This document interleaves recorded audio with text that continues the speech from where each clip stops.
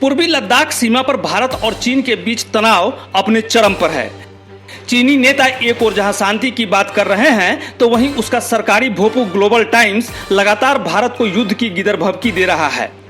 इसी कड़ी में ग्लोबल टाइम्स ने एक बार फिर युद्ध की धमकी देकर भारत को डराने की कोशिश की है। दरअसल चीन के सरकारी अखबार ग्लोबल टाइम्स के संपादक हु सीजिन ने कहा है कि चीनी सेना भारतीय टैंकों का खात्मा करने का अभ्यास कर रहे हैं। भारत को धमकी देते हुए उन्होंने कहा कि अगर भारत ने मॉस्को में विदेश मंत्रियों के बीच हुई 5 सूत्री सहमति को लागू नहीं करता है तो चीनी सेना भारत को मुंहतोड़ जवाब देने के लिए तैयार है। सीजिन ने कहा, पीएलए पेंगोंग झील के पास भारत चीन सीमा पर निर्णायक कार्रवाई के लिए अपनी तैनाती को बढ़ा रही है। ग्लोबल टाइम्स के एडिटर ने कहा कि बीजिंग चीन भारत सीमा विवाद को शांतिपूर्वक सुलझाने के लिए प्रयास कर रहा है, लेकिन अपनी सेना को तैयार रखेगा।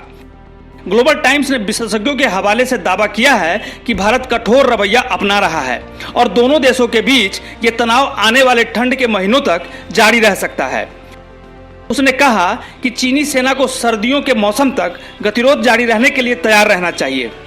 जानकारों की माने तो चीन को रक्षा मंत्री राजनाथ सिंह के संसद में दिए बयान से तीखी मिर्ची लगी है।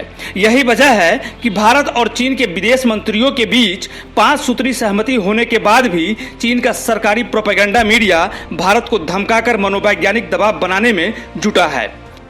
वो बार बार 1962 की युद्ध की याद दिलाकर भारत को डराना चाहता है, लेकिन वो शायद भूल रहा है कि ये 21वीं सदी का भारत है।